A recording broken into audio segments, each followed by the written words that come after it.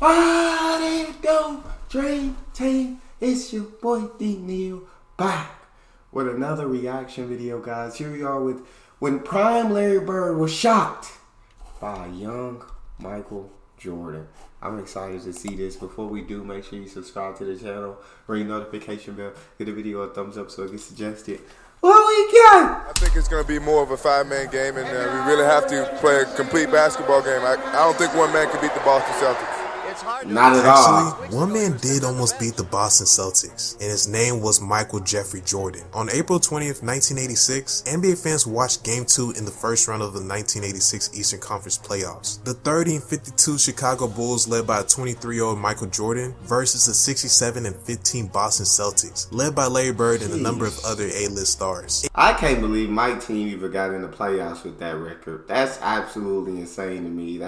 That truly is baffling to me, how that record got into the playoffs. It cannot be overstated. This is one of the most incredible moments in the history of not just the NBA, but the history of sports. The Celtics, who were the defending champs, had all-stars Kevin McHale, Robert Parrish, Danny Ainge, former league MVP Bill Walton, Dennis Johnson, and of course, Larry Joe Bird.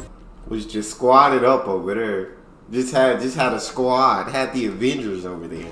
Who won that season's MVP and the final MVP in the season before. And the Bulls had, well, Michael Jordan. We all know MJ went for 63 points. Had Thanos over there in the Boston Garden, including 54 points in regulation. But let me give you the opportunity to really look closely at what transpired that day. It'll blow you away, I promise. A 23-year-old Michael Jordan went into Boston against a team with the best defensive rating and the best net rating in the NBA. And I crunched all the numbers. Here's what he did. 12 for 22 on pull-up jumpers, 8 for 14 on drives to the basket, and 2 of 5 shots what are described as other shots. He shot 22 of 41 overall from the floor, with only 3 of those shots being uncontested. 38 of his 41 shots were shot with a hand in his face. It's amazing. Oh, and damn, 41 shots is a good number of shots to put. And he attempted 21 free throws and hit 19 of them, with the 2 of. So 21 free throws plus the 41 shots. So maybe took around 48, 49 shots. If some of the free throws just came from like loose ball fouls or they were in the bonus. God dang. Okay. The most important attempts coming at the end of regulation that MJ of course converted to send the game into overtime. Larry Bird was nothing to sneeze at in that game either. Larry Legend had 36 points in the game, 12 rebounds, 8 assists, and hit 14 of his 27 shot attempts. He had big help too, getting 24 points from Danny Ainge, 27 from McHale, 15 from Dennis Johnson, 13 from Robert Parrish, and even 10 points from Bill Walton. Oh yeah, he had plenty help. Larry had plenty help. Oh yeah.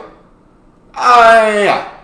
Coming off the bench. A quick fun fact, although MJ didn't have nearly the supporting cast as Bird had, he still somehow got 24 points from teammate Orlando Woolridge, who strangely played more minutes in the game than even.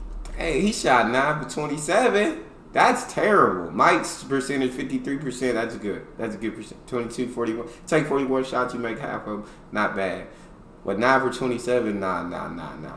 Together, they took just those two 68 shots. Mike. But it was really all Mike. Jordan in that case. Get off the glass and hope that one of his freer players can get an offensive rebound. One of the things I was looking for early, Dick, is the tempo of the game by the Bulls. Jordan. Chicago had a 12-point lead in the first half of the game against the Celtics Thursday. Jordan trying to fake Bird, can't do it.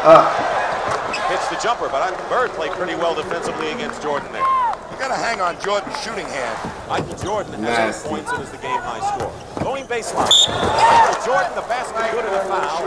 That was the Christmas massacre, but the troops are back. Jordan against Dennis Johnson. Jordan setting a screen. Johnson trying to fight through it on a switch. Bird guards Jordan. And that's such a tough shot, bro.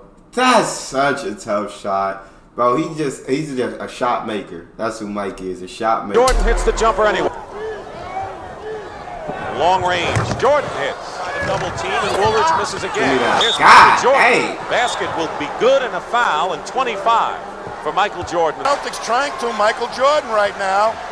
10 points in this period for Ainge. And what a great shot. And a basket and a foul. You talk about Bird's sheer determination at certain points of a game. Michael Jordan has those same qualities. This game, Jordan against age. Jumper good with 16 seconds to go, 91-85. And a hard-fought victory for the Boston Celtics to take a 2-0 lead over Chicago in their best of 5. Our Miller Lite most valuable player of the game is Michael Jordan with an all-time record 63 points in a single playoff game. MJ had the ball for an incredible 45.5% of the time during the game. And just to put that in perspective, today's leader in usage rate in the NBA is Joel Embiid at 37.7%, followed by Luka Doncic and Giannis, all hovering around that 37% mark. MJ, for some reason, I feel like Luka just has the ball way more than Joel Embiid. Like, I be feeling like until Kyrie came, bro, like Luka literally, like, the ball was in his hand nonstop throughout the entire game. And it was literally like when James Harden was on the Rockets. It was like Luka, ISO, everybody standing around, and if you're open, Luka will find you, be ready to knock down the shot. And that's what the offense was. But Mike had even more than that. My God. Jay held the ball for nearly half the game. He saw double and triple teams, had 38 of his 41 shots contested, and he still scored 63 points. Larry Bird, who was arguably the most maniacal trash talker in NBA history, said things like, he obviously was in a zone. He kept them in the game with a big basket after big basket. We couldn't stop him. We had about everyone on the team guarding him. And most famously of them all, I think he's God disguised as Michael Jordan. He is the most awesome player in the NBA. Today in Boston Garden, on national TV, in the playoffs, he put on one of the greatest shows of all time. I couldn't believe anybody could do that against the Boston Celtics. Crazy. Let all these quotes sink in for a minute.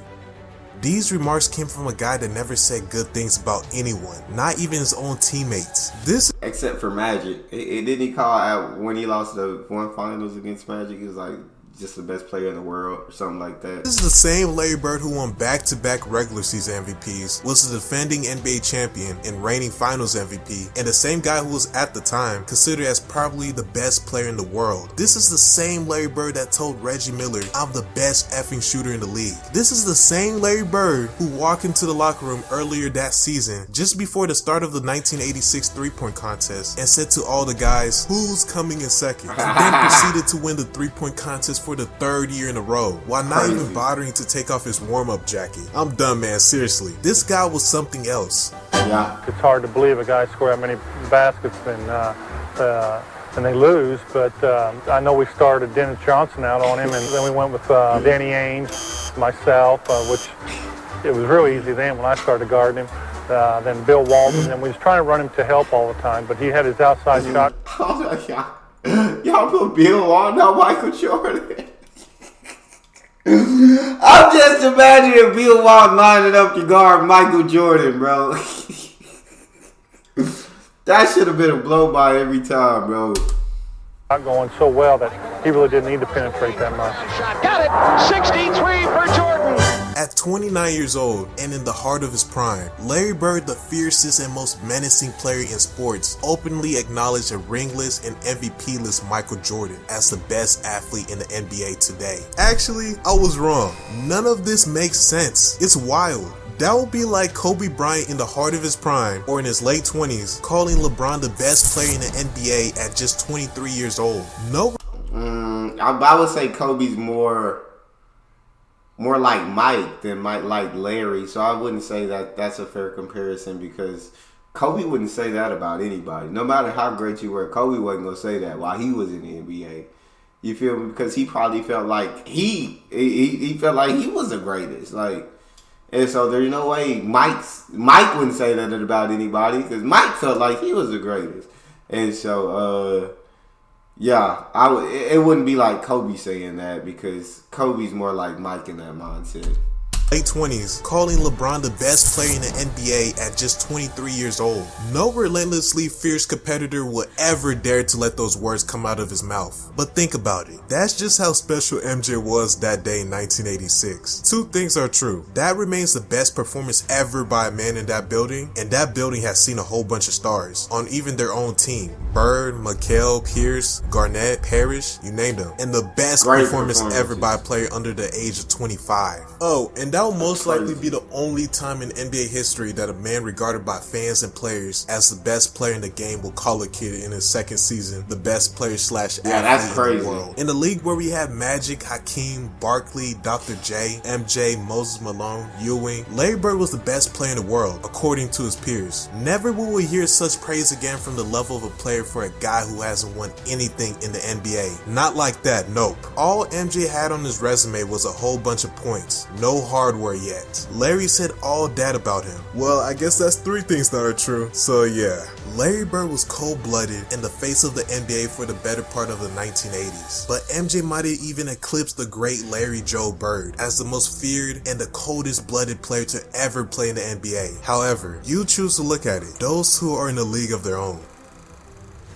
But it was an incredible playoff performance. I've never seen it before, and I had never seen it after. If I said Michael Jordan, what would you say? I think unbelievable. I mean, I can tell you some things that happened in the games against us. One time I turned, I jumped, and he still went. His knees almost hit me in the chin. That's when I realized that this guy's pretty special for his jumping ability, but cat quick.